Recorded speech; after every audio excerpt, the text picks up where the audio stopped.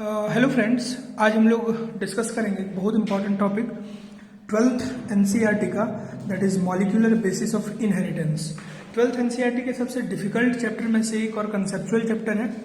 तो एनसीईआरटी को फिर से हम लोग डिटेल में डिस्कस करेंगे। इसके पहले हम लोग पूरा जेनेटिक्स डिस्कस कर चुके हैं, कॉकरोच डिस्कस कर चुके हैं, बायोटेक्नोलॉजी का भी मेजर सेक्शन डिस्कस कर चुके हैं।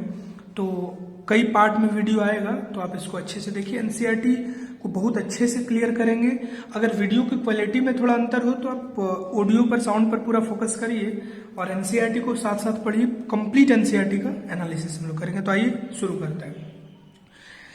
मॉलिक्यूलर बेसिस ऑफ इनहेरिटेंस को डिस्कस करने के पहले एक दो बेसिक बात हम लोग को जान लेना चाहिए। वो ये कि ये जो पूरा टॉपिक है ये किस चीज पर बेस्ड है।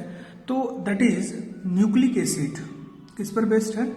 तो न्यूक्लिक एसिड पर बेस्ड है, ये आप लोग को पता होगा। The entire topic is based on nucleic acid.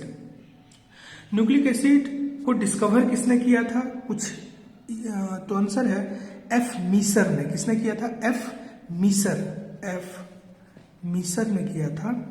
और एफ मीसर ने इसका नाम रखा था न्यूक्लिन। क्या रखा था? न्यूक्लिन। ये एनसीईआरटी में गिवन है, बाद 2-3 पेज बाद आपको ये मिल जाएगा, तो ये आपको याद रखना है। न्यूक्लिक एसिड एक तरह का मैक्रोमॉलिक्यूल है, हम लोग को ये भी बात पता होना चाहिए। और ये क्या है? ये पॉलीमर है न्यूक्लियोटाइड का। किसका पॉलीमर है? तो nucleic acid is what? This is a polymer of what? Nucleotide. किसका पॉलीमर है? न्यूक्लियोटाइड का। तो इसको हम लोग बोल सकते हैं पॉली न्यूक्लियोटाइड। तो सबसे पहली बात तो ये दिमाग में आ गया कि भाई ये न्यूक्लियोटाइड है क्या, क्योंकि यहीं से टॉपिक ये खुलेगा। तो न्यूक्लियोटाइड क्या है? तो दिस इज न्यूक्लियोसाइड। और न्यूक्लियोसाइड के साथ आप PO4 लगा दीजिए, फॉस्फेट। तो क्या कहलाएगा? न्यूक्लियोसाइड। तो न्यूक्लियोसाइड वगैरह को और डिटेल में हम लोग देखेंगे। अब हम लोग ये समझते हैं कि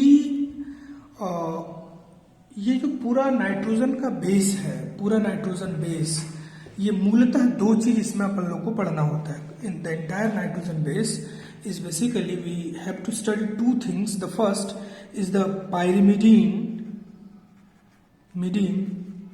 और दूसरा प्यूरिन। ठीक है, प्यूरिन और पायरिमिडीन। तो नाइट्रोजन बेस में हम लोग को क्या क्या पढ़ना भाई? नाइट्रोजन बेस मतलब क्या हो गया? प्यूरिन प्लस पायरिमिडीन, ये दोनों मिलके क्या कर रहा है? नाइट्रोजन बेस बना रहा है। तो पहले हम लोग को ये समझना है कि प्यूरिन और पायरिमिडीन है क्या। तो इस चीज को ध्यान से समझिए। देखिए, प्यूरिन जो है, ये प्यूरिन एक डबल रिंग्ड स्ट्रक्चर है और पायरिमिडीन एक सिंगल रिंग्ड स्ट्रक्चर है। होता कुछ नहीं है, ये जो स्ट्रक्चर है, सिर्फ अगर ये हो तो दिस इज प्यूरिन। ठीक है, इसमें टोटल कितना कार्बन है? 6 कार्बन है। ये प्यूरिन हो गया। और पायरिमिडीन रिंग ये कब बनेगा? सॉरी, हाँ, ये प्यूरिन रिंग है, ये पायरिमिडीन रिंग है, मिस्टेक हुआ हमसे। This is pyrimidine. और यही, इसी को अगर प्यूरिन हम लोग को बनाना है तो हम लोग को कुछ भी नहीं करना है। क्या करना है कि ये तो हो गया आपका पायरिमिडीन, और इसमें इमिडाजोल रिंग का मतलब 5 मेंबर्ड का एक रिंग आप बना दीजिए। तो ये क्या कहलाएगा? प्यूरिन कहलाएगा। ये क्या कहलाएगा? प्यूरिन कहलाएगा। मेरे ख्याल से आपको क्लियर हो गया होगा। तो हम प्यूरिन और पायरिमिडीन में अंतर अब अच्छे से बोल सकते हैं क्या? कि पायरिमिडीन एक सिंगल रिंग स्ट्रक्चर है, ये डबल रिंग स्ट्रक्चर है। अगर प्यूरिन डबल रिंग स्ट्रक्चर है तो इसका मॉलिक्यूलर वेट भी क्या होगा? ज्यादा होगा। मॉलिक्यूलर वेट भी क्या होगा? ज्यादा होगा। इसका मॉलिक्यूलर वेट कंपैरेटिवली क्या होगा? कम होगा। हम बोल सकते हैं प्यूरिन में टोटल 9 पोजीशन है, पायरिमिडीन में टोटल 6 पोजीशन है। बिल्कुल बोल सकते हैं। सबसे इंपॉर्टेंट बात जो हम लोग को याद रखना है वो ये कि जो पायरिमिडीन है, इसके पहले और तीसरे पोजीशन पर नाइट्रोजन होगा। कहाँ कहाँ? First and third. First position यहां और थर्ड पोजीशन यहां। और प्यूरिन के पहले, तीसरे, 7वें और 9वें पोजीशन पर क्या होगा? नाइट्रोजन होगा। इसका मतलब पहला, दूसरा, तीसरा, चौथा, 5वां, 6ठा, 7वां, 8वां, 9वां। मतलब कहाँ पर होगा? फर्स्ट पोजीशन पर होगा ये, थर्ड पर होगा, 7th पर होगा और 9th पर होगा। मेरे ख्याल से ये भी आपका क्लियर हो गया होगा, ये आपको याद रखना है। और इसमें क्या याद रखना है भाई कि जो ये ये जो पायरिमिडीन है, पायरिमिडीन में हम लोग जिन जिन चीजों को कंसिडर करते हैं वो क्या है, साइटोसिन, क्या है, साइटोसिन, दूसरा क्या है, थायमीन, और तीसरा क्या है, यूरासिल। साइटोसिन, थायमीन और यूरासिल। और प्यूरिन में जो हम लोग कंसिडर करते हैं वो क्या क्या है, that is adenine and guanine, adenine and guanine, ये हम लोग को याद रखना है, एडेनिन एंड गुआनिन।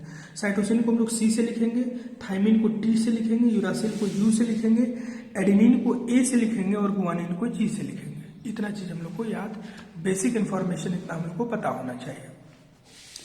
अब आगे और बढ़ते हैं, थोड़ा सा और एनालिसिस करते हैं कि इसको याद कैसे रखें। बहुत कंफ्यूजन होगा कि पायरिमिडीन में कौन कौन सा है, प्यूरिन में कौन कौन सा है, हम लोग को क्लासिफिकेशन में दिक्कत होता है।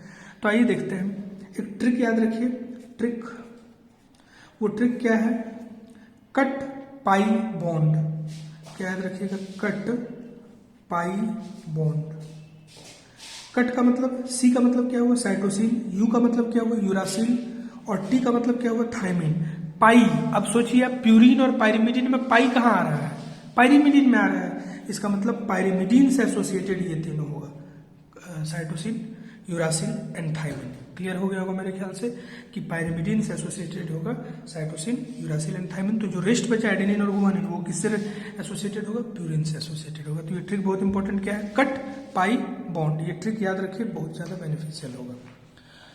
अब हम लोग को एक बात याद रखना है कि भाई जब हम न्यूक्लिक एसिड की बात करते हैं, जब हम न्यूक्लिक एसिड की बात करते हैं तो मेरे पास दोनों होता है, डीएनए भी होता है और आरएनए भी होता है। ये बात मेरे ख्याल से आप लोगों को क्लियर होगा कि जब अपन न्यूक्लिक एसिड की बात करते हैं तो उस न्यूक्लिक एसिड में डीएनए भी होगा और आरएनए भी होगा, डीएनए भी होगा और आरएनए भी होगा। ये न्यूक्लिक एसिड में भाई दोनों होगा, डीएनए होगा और आरएनए होगा।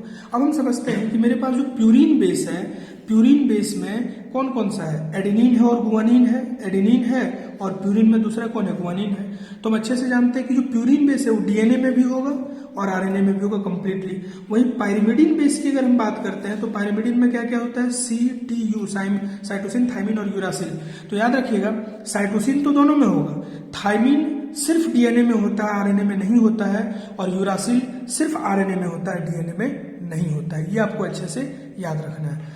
याद रखिएगा शुगर, अगर हम शुगर की बात करें तो डीएनए में डीऑक्सीराइबोज शुगर होता है, डीऑक्सीराइबोज शुगर, और आरएनए में राइबोज शुगर होता है। फॉस्फेट की बात करें तो दोनों में फॉस्फेट होता है, डीएनए में भी आरएनए में। रेस्ट हम लोग सेकंड वीडियो में डिस्कस करेंगे। Thank you.